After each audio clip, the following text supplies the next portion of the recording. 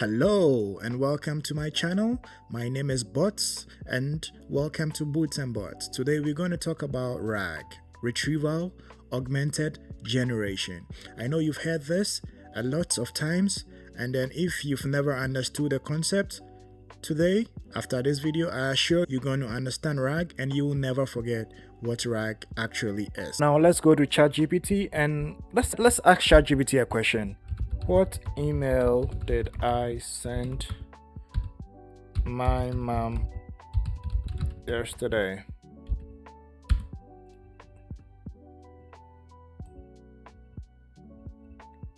So ChatGPT is saying that I don't have access to your emails. Okay, that might be too personal. Let's ask ChatGPT something else. Who won employee of the month at my company?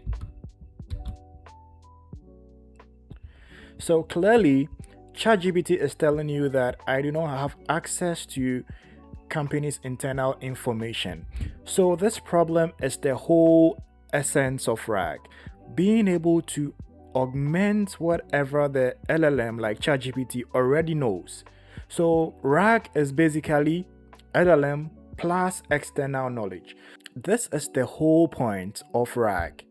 RAG solves this exact problem. Every single LLM is trained to a certain point till the day it was trained. Right after the day, it doesn't know anything else. It's just general knowledge and it's just math bringing you answers. So how do you go beyond this? You give the LLM additional knowledge that it can always refer to if it doesn't know what to tell you. Why does RAG even matter? RAG makes all your answers from the LLM more accurate because the LLM stops guessing and brings you data right from your own document that you give to it to support its knowledge base. Another thing is that it makes it more trustworthy. So no hallucinations, no guessing. Another prime importance of RAG is that you don't have to feed the knowledge directly to your LLM if the knowledge is private. So imagine you work in a law firm and then you just throw all your documents to the LLM. It's not trustworthy. So that is where RAG comes in. It helps you to be able to serve private documents to LLMs so that you can keep your privacy without taking your data to the servers of the owners of the LLM. What are the real world examples? Imagine a customer support bot. For customer support, things changing day in and day out. You can continuously fine tune an LLM just for simple data. So that is where RAG comes inside.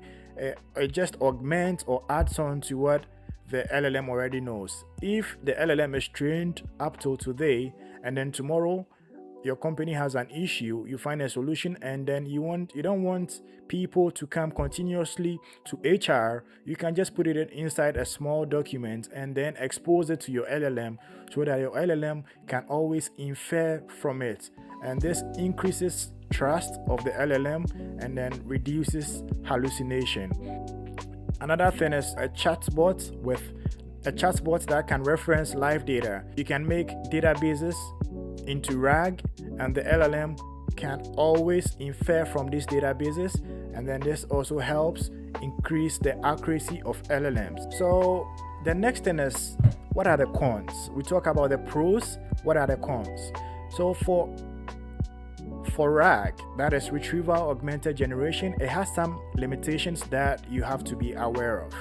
The first thing is that it depends on the quality of data that you have, and this is a no-brainer because garbage in, garbage out. If you don't feed this LLM with good data, the response that you are going to have is not going to be good.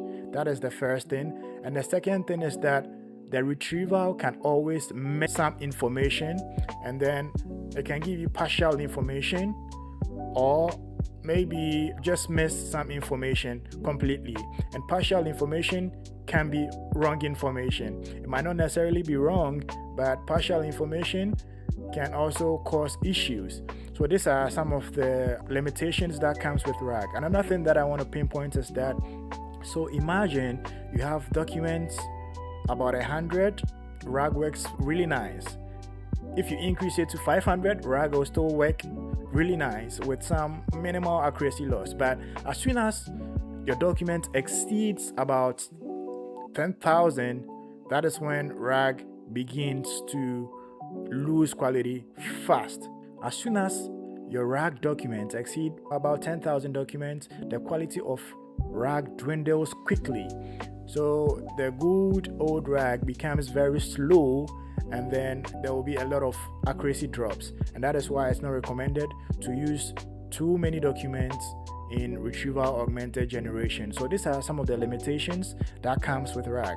In the final phase of this video, I just want to do a quick overview of how a typical RAG architecture looks like.